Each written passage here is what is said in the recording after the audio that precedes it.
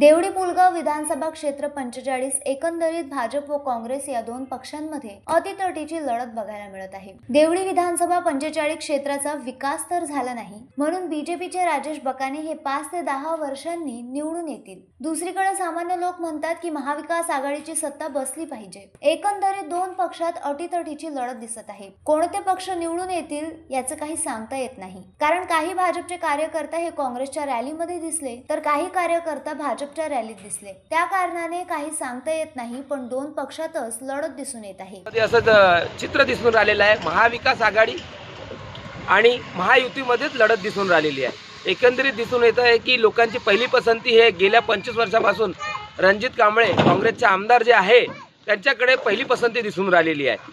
आणि आम्ही काही जनतेपर्यंत पोहोचलो आहे। काही लोकांनी म्हटलं की भाजपचे काही कार्यकर्ते आहे की राजेश बकाने हे 5 ते 10 हजाराने लीड निवडून येणार, पण म्हणजे त्यांच्याच अशा लोकांमध्ये संभ्रम दिसून येत आहे की 5 ते 10 हजाराची लीडनी राजेश बकाने निवडून आहे। पण काही जनतेकडून आम्ही प्रत्यक्ष थेट आम्ही काही लोकल जनतेमध्ये गेलेलो आहे।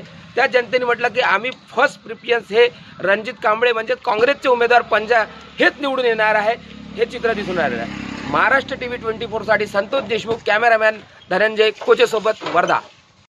नमस्कार, मी सौ रीता श्रीराम इटीवार, बीजेपी महिला आघाडी शहर अध्यक्ष पुलगाव। इथे कोणता उमेदवार निवडून येणार आहे? इथे बीजेपी ते राजेभाऊ बकानेच निवडून येणार आहे। किती लीडनी?